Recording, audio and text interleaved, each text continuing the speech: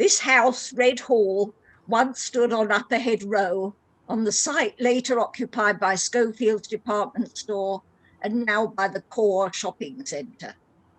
It was built in 1628 by Thomas Metcalfe, a prosperous Leeds merchant and alderman, and was said to be the first house in Leeds built of red brick, and hence the name.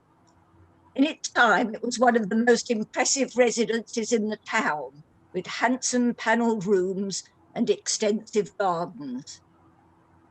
So grand was it that in the turbulent period of the Civil War, King Charles I was lodged here when he was brought to Leeds as a prisoner in February 1647, en route south to Holdenby.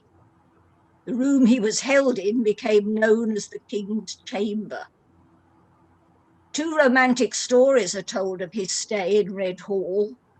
One is that John Harrison, the great benefactor of Leeds, persuaded the king's captors to let him bring the king a tankard of the local nut brown ale, where he'd secretly hidden a cache of gold coins, which Charles gratefully pocketed.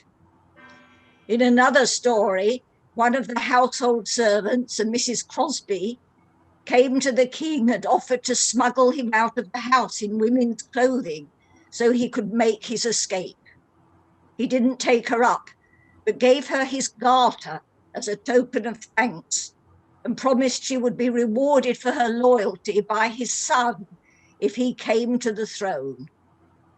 And so she was. Heartwarming tales these, which you wish were true, but almost certainly weren't. They don't appear in print until long after the period. Through the 18th and most of the 19th century, the house continued to have distinguished residents, including Ralph Thoresby's lawyer friend and recorder of Leeds, Richard Thornton.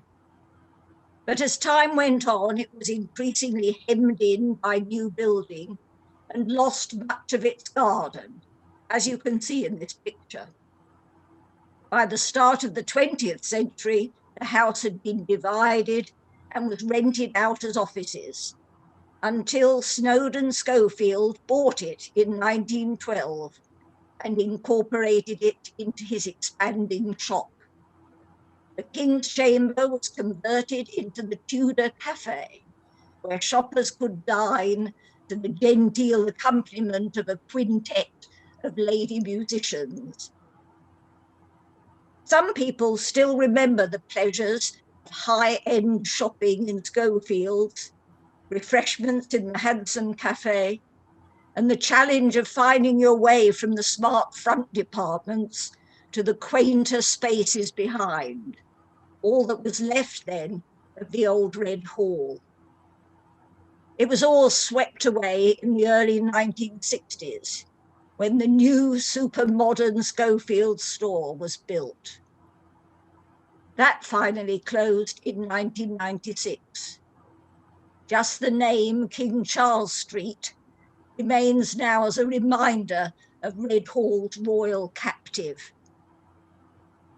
This charming original watercolour of the south side of the hall, the back, was painted around 1850 by a self-taught local artist called Don O'Rourke.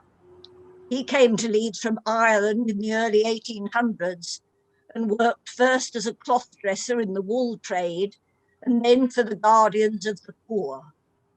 He painted many local scenes, some lost now. This is one of the two which the Society is lucky enough to possess.